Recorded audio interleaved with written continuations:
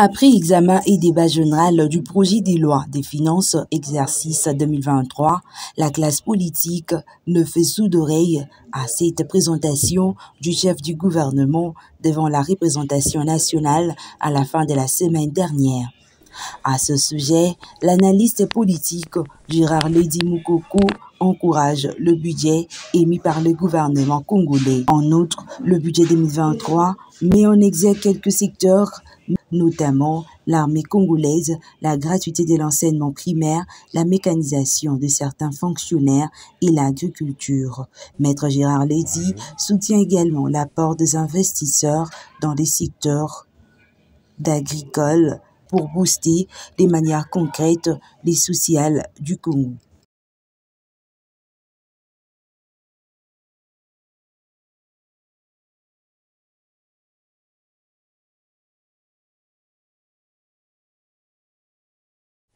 Oui, merci de la question.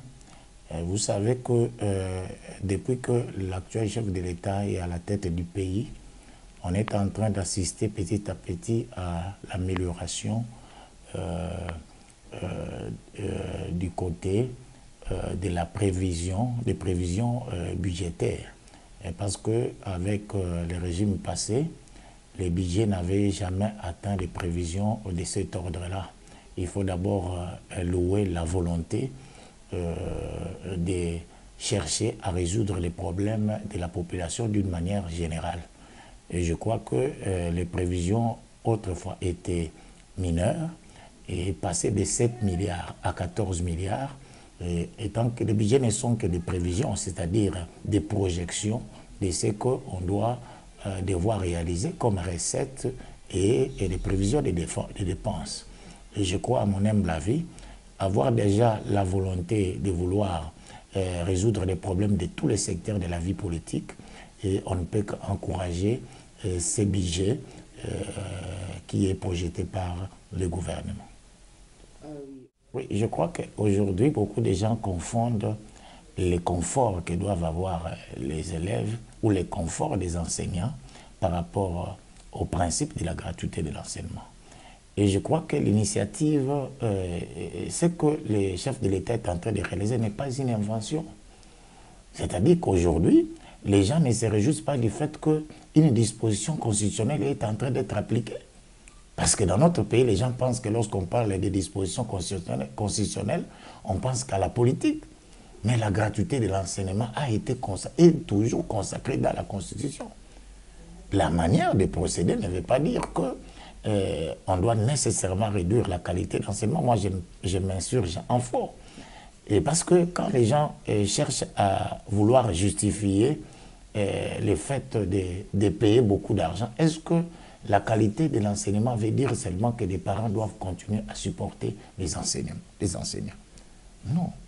C'est l'État qui organise l'enseignement.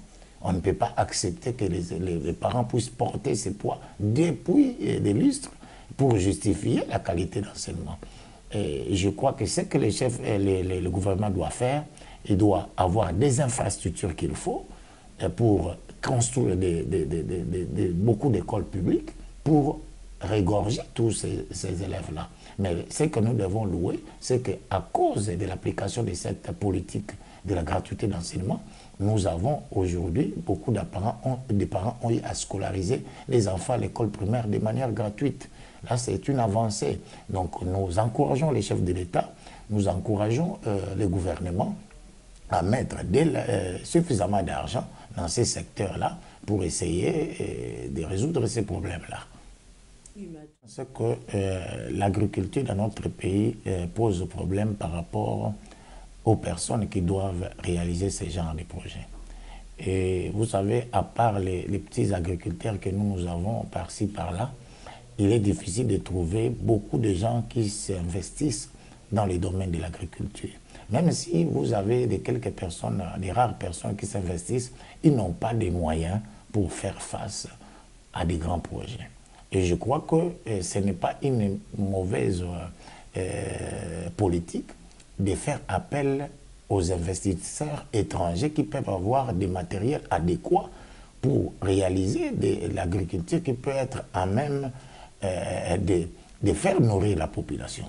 Et nous ne pouvons pas compter sur les populations locales pour nourrir cette population, parce que les gens cherchent le social. Mais avec les moyens que nous avons avec nos petits agriculteurs, nous ne pouvons pas immédiatement résoudre les problèmes du social. Je crois qu'il faudra revoir les conditions d'achat de ces terres-là pour éviter des éventuels conflits et essayer de rétrécir les conditions pour que dans l'avenir, qu'il n'y ait pas de conflits comme nous avons des conflits à l'Est. Mais je crois qu'avec les étrangers, les problèmes, les étrangers autres que les Africains, les problèmes ne peuvent pas être comparés avec ce que nous avons avec la population rwandaise. Selon vous, vous trouvez que le gouvernement évoqué, nous nous posons la question, est-ce que le gouvernement va se préoccuper uniquement de la problématique de l'Est du pays, alors que la capitale aussi, il y a l'insécurité qui persiste? Oui, je suis tout à fait d'accord avec vous. Le problème de sécurité, c'est un problème majeur. Mais je crois, à mon humble avis, qu'on ne devait pas normalement, parce que c'est préoccupé seulement des problèmes de l'Est. Le problème de l'Est doit être compris comme un problème d'ordre général en ce qui concerne la sécurisation des frontières de notre pays. Et cela, malheureusement, n'a pas été bien géré par les régimes passés. Et parce que ce que nous sommes en train de vivre à l'Est aujourd'hui ne sont que les conséquences de la mauvaise gestion du régime passé. Et ce sont malheureusement des personnes ou des communautés qui sont venues à l'époque à l'aide à Kabila le père. Et ce sont ces personnes-là qui sont restées et qui veulent à tout prix rester dans la gestion du pays, alors que ce sont des personnes d'une origine étrangère. Ça, c'est un fait. Et les mécontentements, le fait de ne pas réaliser ce qu'ils leur ont promis, c'est ce qui nous amène donc à cette guerre de l'Est. La guerre de l'Est est donc compliquée et c'est un problème à résoudre non pas seulement sur le plan budgétaire, c'est un problème beaucoup plus global. Mais en ce qui concerne la sécurité, l'insécurité urbaine, en tout cas, je suis tout à fait d'accord avec vous que c'est un problème qui est difficile à gérer et que la police nationale est incapable jusque-là à résoudre. Alors que nous avons des autorités. Je crois qu'en ce qui concerne l'insécurité au niveau des villes, on doit devoir revoir les autorités qui sont à la tête de la police sur l'ensemble du territoire, parce qu'ils ont montré leur incapacité. Alors que même dans la ville de Kinshasa, il faut reconnaître les prouesses des gens. Quand le général Kanyama était à la tête de la police, il n'y avait plus ce phénomène. Et comment l'actuel commandant de la ville n'arrive pas à appliquer ce que son prédécesseur a fait?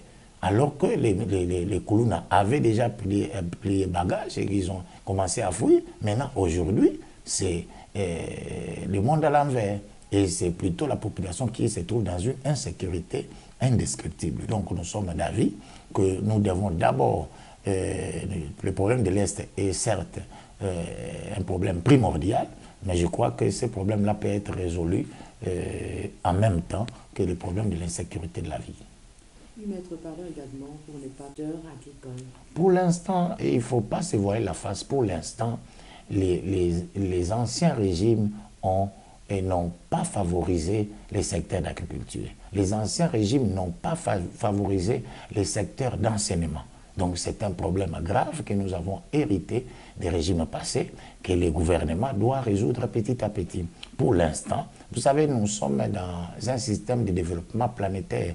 Aujourd'hui, nous ne pouvons pas penser que nous pouvons résoudre les problèmes d'agriculture en vase clos. Donc nous avons toujours besoin d'autres personnes et surtout des étrangers à investir. Parce que dans d'autres pays, d'autres pays se sont développés grâce à l'élevage et à l'agriculture. Donc nous devons d'abord nous inspirer donc, de cette expérience. Je crois que c'est à long terme que nous pouvons penser nous-mêmes, avec les moyens du gouvernement, à nous investir sur l'agriculture. Pour l'instant, je crois que nous devons beaucoup plus nous tourner vers l'expertise étrangère.